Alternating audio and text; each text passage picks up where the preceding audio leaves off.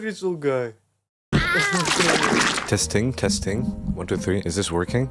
Mother Gooseberry. You might have heard of her. She's part of the hit video game series Outlast Trials, the game I've been obsessed about for the last 2 months. So logically, she's the next one in the series. Everyone has been recommending me to like talk about her, so that's exactly what I'm gonna do. Look at this very sad statistic right here. Less than 5% of people that watch this are actually subscribed. I wouldn't know why, but hey, please, if you're able to, hit that subscribe button and help me with my journey through the algorithm. That would really help me out a lot, and I love you. Our first chapter is gonna consist of the philosophies of Mother Gooseberry before actually going into who she is and why she's being used, without actually getting like into the nitty-gritty of them. We're gonna go into that later.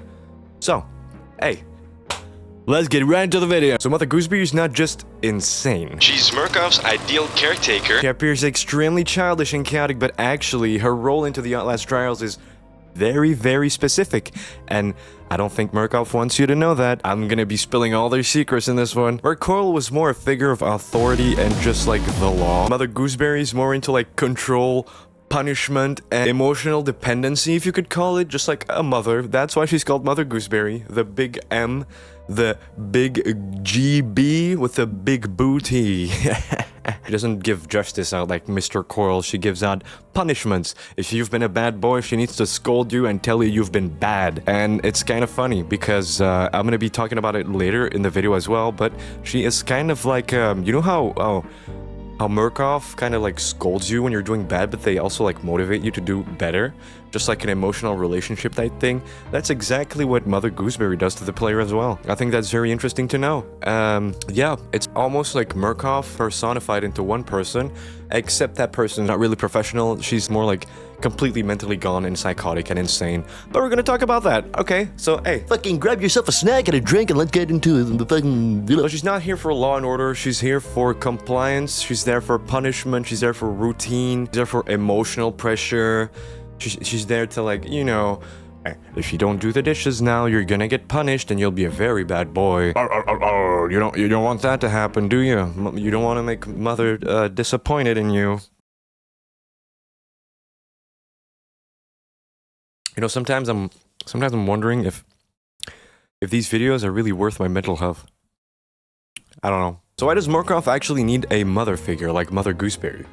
Let me tell you right now, reagents, or just humans in particular, react differently when punishment is like framed more in a way of care. That's something deep inside of psychology that's been happening like since humans were a thing, basically, since forever. And Gooseberry, I think, exists to blur the line between safety and cruelty in a way that's very abusive and will make people get pulled in more to have, you know, that emotional connection type thing. I don't think that really reflects to the, you know, the players, you and me, but I think it's lore-wise, it's reflecting to the reagents in like a way or two. I think that's the whole shtick of like what they're trying to do with this, and also the fact that she's more like a mother figure, more like an emotional bond rather than like an authoritarian bond. I think that Murkoff also did that on purpose, just in case that Coral's authority didn't stick, then they would know for sure that Mother Gooseberry's authority would stick, because she's more like caring and a mother, and you know, she's gonna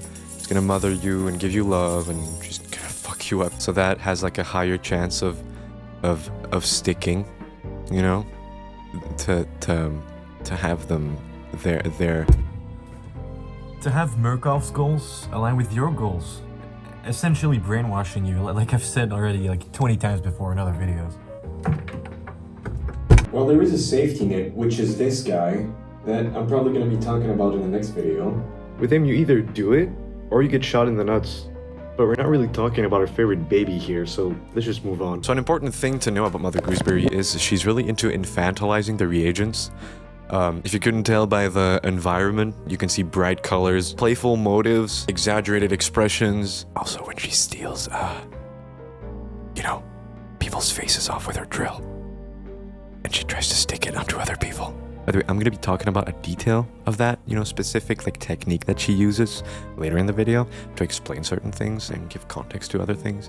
So there you go. Gore and brutality and this kind of like motherly, like weird dynamic that you create with her. This design is forcing the players to experience cognitive dissonance. It should feel safe, because it's friendly, it's nostalgic, it's something that you're used to, but it terrifies you and makes you want to run away. And it scares you to the fucking core. Something notable, again, about Mother Gooseberry is her voice lines and the things she says. Her speech patterns are a bit like a caregiver and a mother, which would make sense because it's her name. She alternates between affection and cruelty, but also without like any sort of transition, so it's gonna be like, oh, you've been a good boy. Oh, you've been a good boy.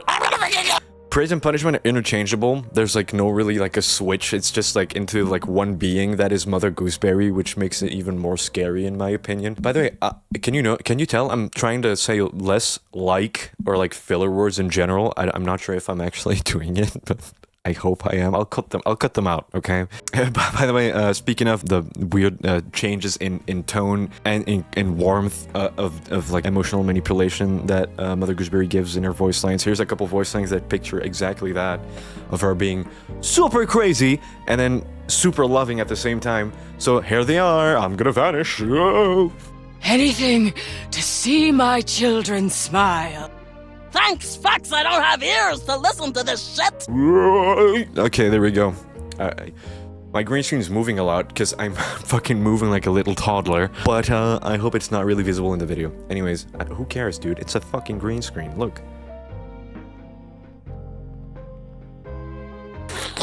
She doesn't see reagents as people, she sees them as children. This is key. In her mind, ownership replaces empathy. In her mind, disobedience isn't rebellious. It's just something that can happen. It's just, you know, screw your freedom of expression. You're misbehaving, you get the fucking, you get the fucking drill, dude. You get the fucking drill. I'm telling you, you get the fucking drill. A thing about Mother Gooseberry, she doesn't really realize she's being cruel, because in her mind, everything that she does is to help the people, the reagents. It's not to like per se punish them. Oh, that'll teach them. No, she's just literally, she literally thinks she's helping them by doing everything that she does. But she fails to realize that she's just, you know, killing them. It's very unlike normal sadists, where they just like know that they're cruel and what they're doing is not right. That is like a very stark contrast to Mother Gooseberry, where she's just a complete psychopath, which police she's helping, but she's actually making everything worse and literally unlivable for the, you know, the people that are, you know, actually doing the trials. The thing as well, with all the other prime assets, they all kind of know that they're crazy. So they're just doing this for like an outlet or some kind of mutual benefit with Murkoff. But Gooseberry thinks she's really doing this like for the betterment of society. And she doesn't entirely realize that she's really super crazy and psychotic. She does not realize that in her mind. It all makes perfect sense. She really thinks she's in some kind of, you know, world where she needs to teach kids, or us in that particular example, that, you know, we're misbehaving and we need to follow the rules, because otherwise we're not fit to be good people, basically. And that's ironic, because look how she's reacting and she's behaving. What a virtue signaler. What a bitch. What an absolute bitch virtue signaler. She's got some issues when she had, so she obviously didn't have a good childhood. When you look at her voice lines and the way she speaks in like nursery rhymes. She repeats phrases. Her punishment cycles are really like predictable, in a way that like, oh, if you do this, you're gonna get a spanking with my drill, and if you do that, you're just gonna get and that repetition is how she maintains some kind of correlation and sanity, although she's completely crazy, mind you. That gives her like some kind of control in her head, gives her like a false idea that she is in control of stuff and that she is right. And if she ever breaks that cycle of repeated punishments and really predictable punishments, that goes completely against who she is and her identity. And I feel like if that would happen, she would just completely lose it mentally. Also very important for Gooseberry. The way she thinks is resistance is betrayal. Children aren't supposed to fight back or like talk back, so it gets her really riled up and really angry, really angry. It could range from potty mouthing her all the way to like, I don't know, looking at her wrong, and for her that is misbehaving, For her, that's disrespectful, and she needs to correct you for it. She needs to correct you for it, and she's already got a plan in her mind on how to do that. Because she is, in her mind, the ideal caretaker, the ideal kindergarten, lady, kindergarten teacher. She needs to, drill it in your head.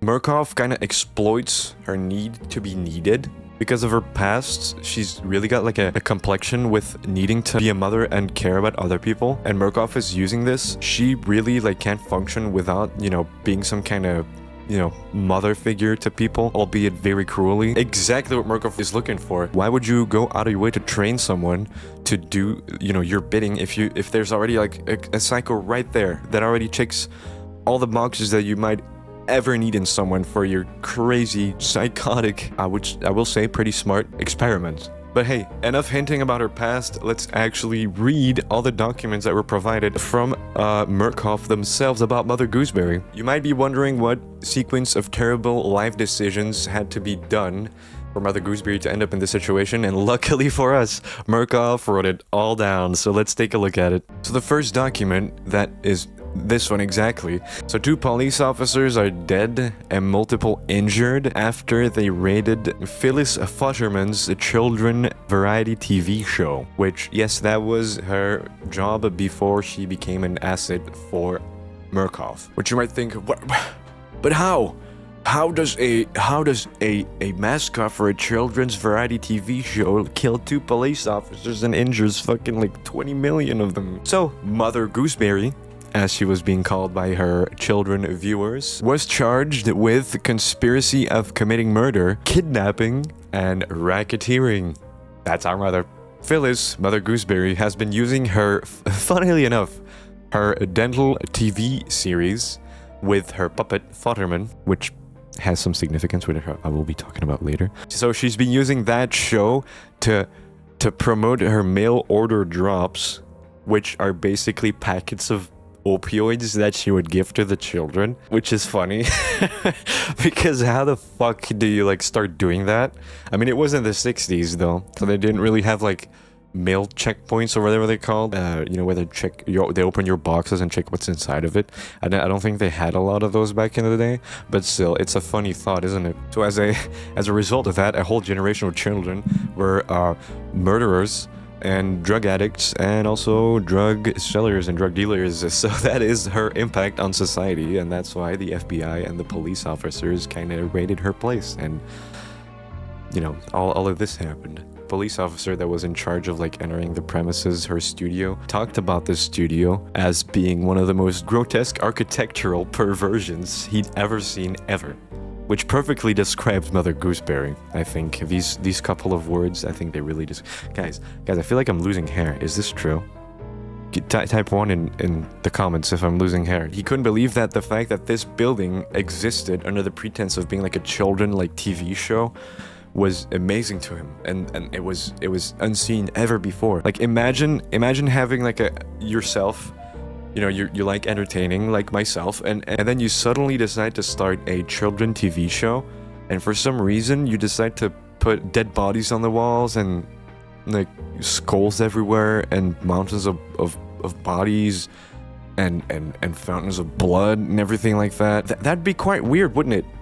That'd be quite weird. Nowadays, luckily, there's actual people, making sure that doesn't happen. But I can really imagine the shock on this police officer's face when he entered. And now in the second document, we get a little bit more of a background information on who Phyllis was, aka Mother Gooseberry, which tells us that she used to work as her father's assistant in his dentist business at a young age, and she actually used puppets to distract the children that were getting work done in their mouth, which is why she now uses her puppet on her hand. Young Phyllis's hobbies were quite grim, I would say, which, they're not really hobbies that children should have. She was into taxidermy and musical theater.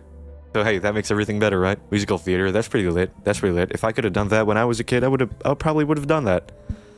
I wouldn't be a streamer, I think now. So their dentist popularity and her shtick with her puppet kind of kind of made them famous around the, around the country, which prompted them to make their own TV series called the Mother Gooseberry Hour, which would actually play with the puppet and talk to the children and indoctrinate them, funnily enough. That's where she started, mailing all these drugs to children and everything, because you only need to plant an idea, and then when you build more upon it, then you'd become very powerful. And that's how it started off. That's how she became Mother Gooseberry to all the kids and became a world phenomenon. Now, before she did all these drug things, she had her TV show, everything was going very well, but then her father died. Yep. Very sad. Her father died, and that basically made Phyllis spiral into a lot of delusions, and she just became crazy, and she became the Mother Gooseberry we know of today, which is really understandable when you think about it. If you've built your whole entire career and your whole life with your father, and you've had such, alright memories with your father, then it would probably be very destroying and would just completely destroy you if you would lose that person, especially if it's your dad, it's the person that put you in this world. I mean, the half of, almost put you in it. Yeah, you know what I mean, shut up! So hysteria and dissociation is what the official terms that Phyllis got, diagnosed with whenever her father died, which, if you don't know, hysteria is just very manic, very nonsensical outbursts of emotions and just being completely nonsensical and screaming at the top of your lungs, believing things that are completely false. It's kind of like a cocktail of every other mental illness that exists, but a little bit more extreme. And dissociation is, if you don't know what dissociation is, it's kind of like not being in the here now. It feels like your body is here, but your mind is somewhere completely different, and usually that happens as a defense mechanism in people that experience very traumatic stuff. They dissociate to cope with the fact that something traumatic is happening, and it makes them able to, not per se change their mind. Yeah, just soothe themselves and not panic all that much because, they're dissociating. It's not something that you do, it's something that your brain does for you. Unfortunately, in a lot of situations. An important thing about all this is that Dr. Futterman, her father's corpse, has still not been discovered. So my guess is that she probably still has him somewhere in her house or hidden somewhere because she was possessive and she didn't want anyone to find him. And that is the breaking point and where her children's TV show started spiraling towards. Take drugs, children. Children, be bad. Kill your parents. Kill your teachers. Fucking hurt animals. Hurt everyone. Take drugs. Deal drugs. Spike everyone. Evil. I'm an evil kid. Evil gay kid. Okay, so all jokes aside, the children that were watching her were conditioned with the classic effect of, every abusive relationship, it was abuse and then afterwards praise. So, hey, you did something I didn't like.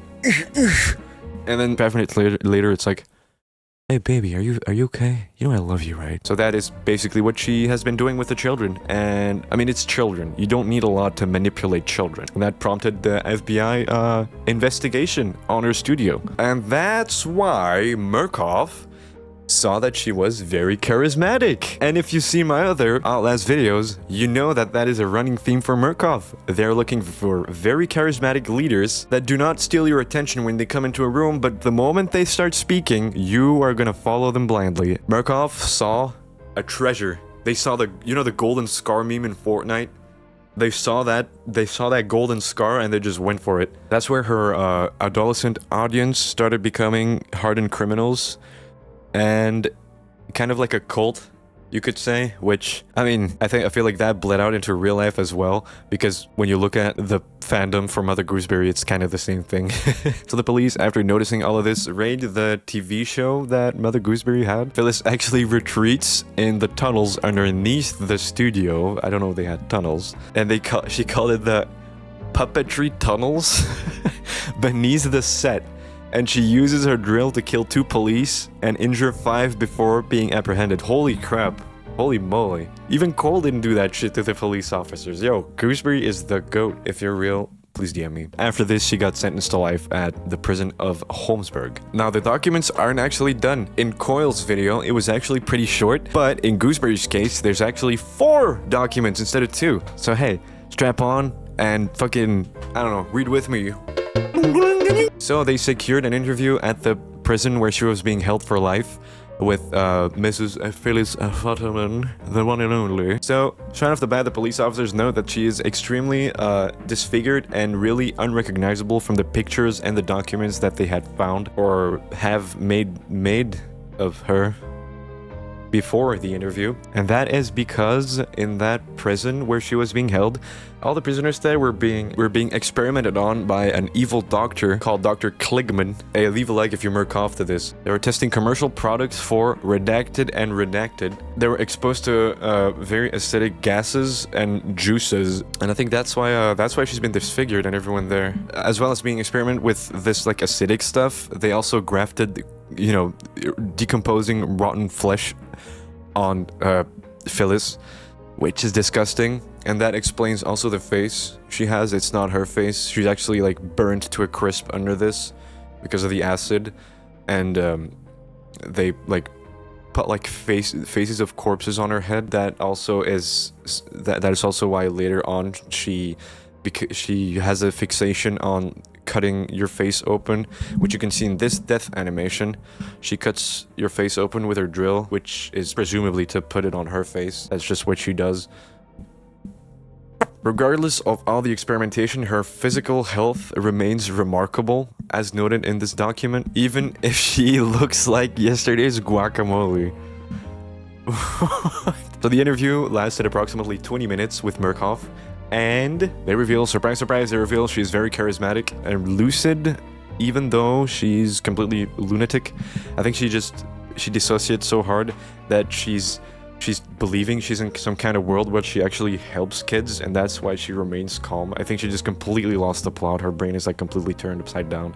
She lost touch with reality, and she just lives in her own little world. I think that's what's happening right now. Anyways, back to the paper. So she has two personalities on display, as noted by Murkoff. She has Mother Gooseberry, which is the personality that she had on the television with the children, which is a child-like Phyllis Futterman, as you know, described in the document. Age 14, so she's kind of going back to the roots, you know, acting like a child, acting like a little bratty. And then number two, she's acting like her deceased father, Miss Dr. Futterman. Her puppet on her hand is her second persona, Dr. Futterman, her father, which she made out of things she found in a workhouse and a cafeteria. So, the Dr. Futterman personality, her little puppet, is very abusive and gory and really aggressive, which kind of hints towards her father being really abusive towards her. Yeah, that's a big contrast between her 14-year-old, like, fragile, little, like, hysterical, crazy self that she's trying to portray herself as, and then her drill, which is a psycho, which she still is a psycho, but she somehow like links it to like her puppet, like, oh, look, I'm gonna fucking kill you. Also, a funny thing in the notes, it says the Dr. Futterman personality is abusive and violent, but he's funny and I like him. That's what the notes say. I don't know. It's pretty funny, I think. I like him too, to be fair. He talks a little bit like this. Both personalities included, so the puppet and the, you know, Philly's personality, whenever they combine, they become like this crazy, unstoppable killing monster. The personality that we all know and love. As an ending note on the paper, they note that Phyllis, even though she's really disfigured and ugly and like disgusting, she's had sexual relationships with two of the guards there, which is funny when you think about it. And many of her fellow prisoners and doctors that, you know, worked on her actually fell under her sway, which either means they're buddies now, or they also had like some kind of...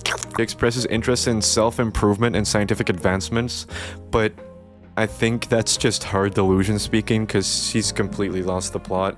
She's completely crazy. There's nothing that can save her at this point, I don't think. And the very last sentence of this document says that she is recommended for the Outlast trials, for the Project Lathes, literally MK Ultra.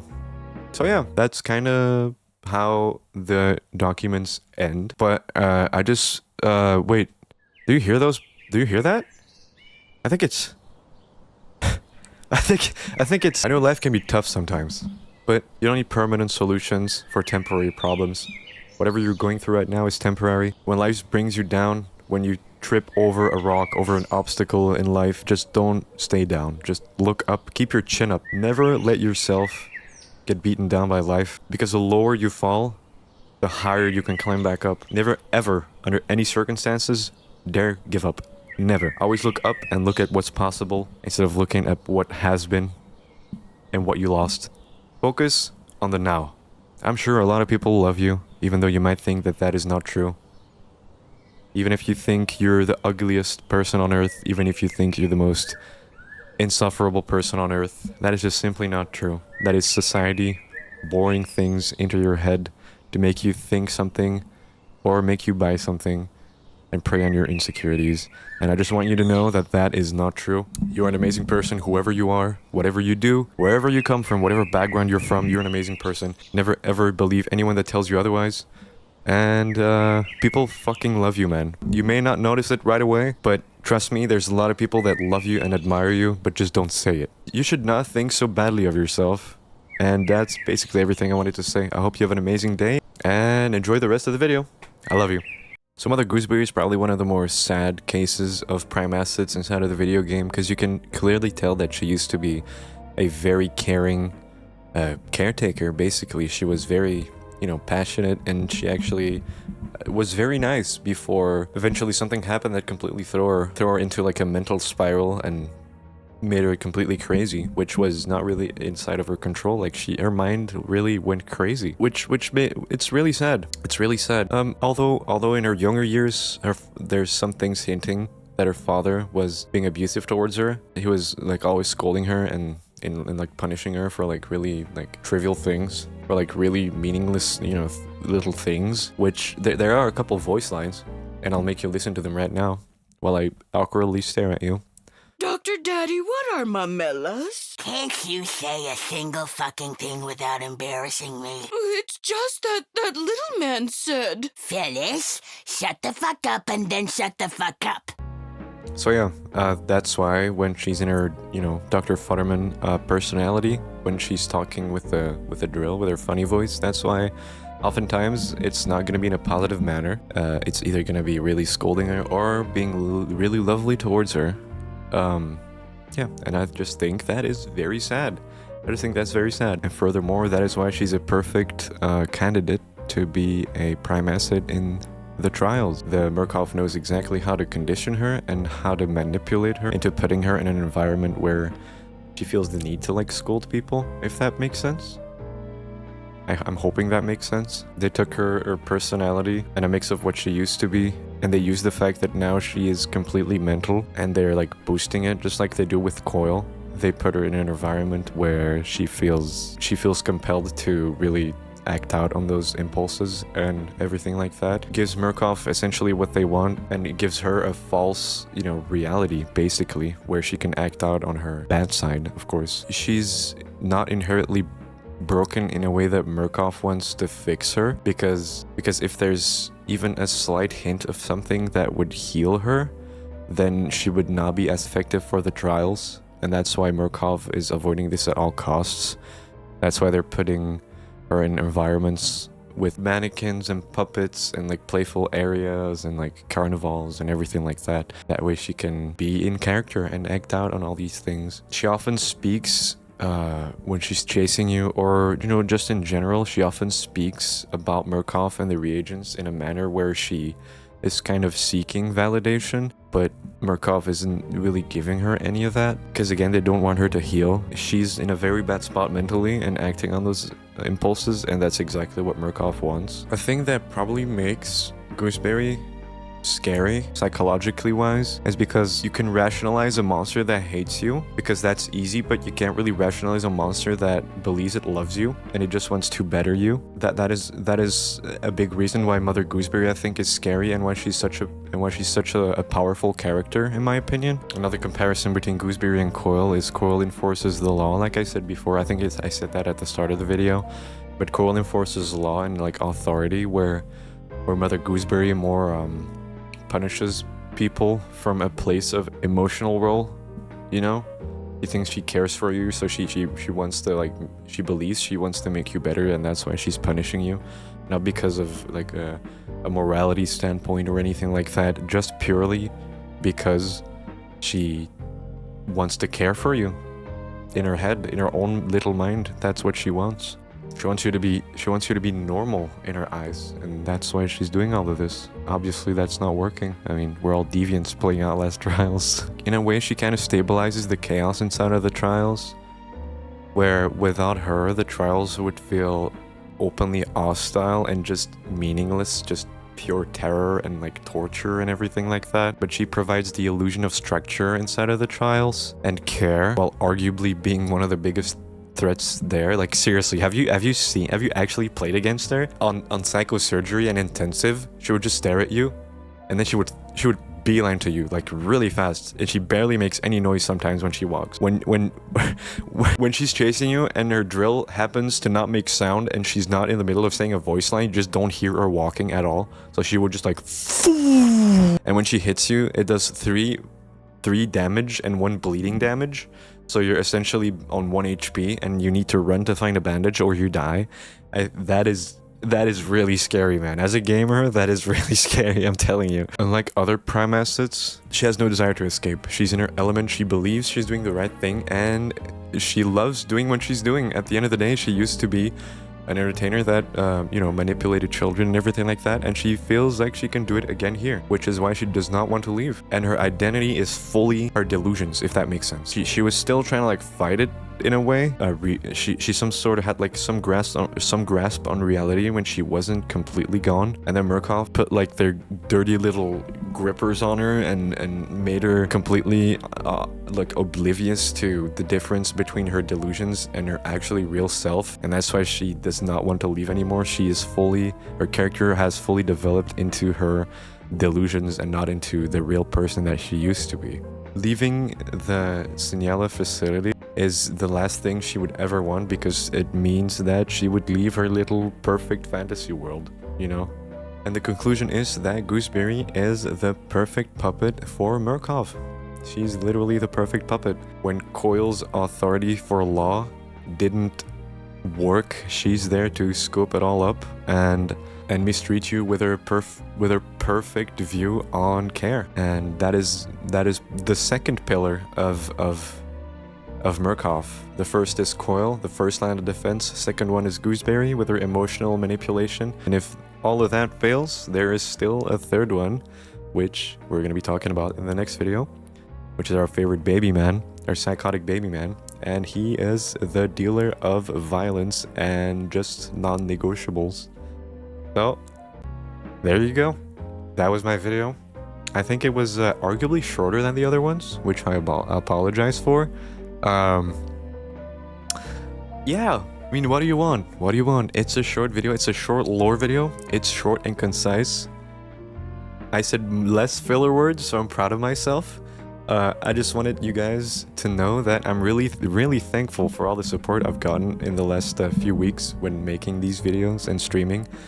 I've just had like an overwhelming sense of safety and understanding that I honestly never had before in my life while making content. I feel like I finally found my calling, and I have only you guys to thank for it. Like, to give you an idea, I've always been streaming for 2 viewers on Twitch, and it feels so refreshing to actually go live now and see people that are actually caring about me and my humor and everything like that. I went from like 2 consistent viewers for like 6 years to finally having like upwards of 12 consecutive viewers like locking in every day and watching my stream, and that just feels amazing, man. That feels amazing. Join the Discord if you haven't joined the Discord. I'm trying to build a friendly community. Subscribe to my YouTube, because only less than 5% of viewers actually subscribed, so that would help me out a ton. If I get to 1,000 followers, I think I would actually like cry like on stream and on video. That's crazy. Yeah, since you guys have been nice the last couple of weeks, I'll give you a little idea of what what's in the works. First of all, I'm gonna make a cat treat video where my cats are gonna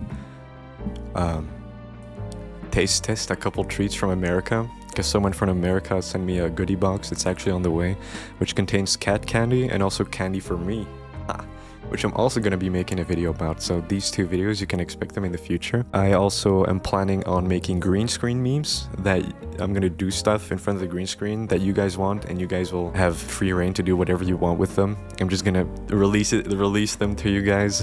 But all these things are in the Discord, and if you want to participate or give ideas or games or you know, any recommendation, you can just join the Discord and I'll leave them in there. This video has been... Okay, I've been yapping for a really long time now, but hey, again, thank you so much for the support I've been gotten. Thank you for the Christmas gifts, for the subs on Twitch, for everything, the subs on YouTube, the support. I will see you in the next one, and I hope you have a very good Christmas and a very good New Year, if you celebrate them. Alright, I'll see you in the next one. Bye-bye.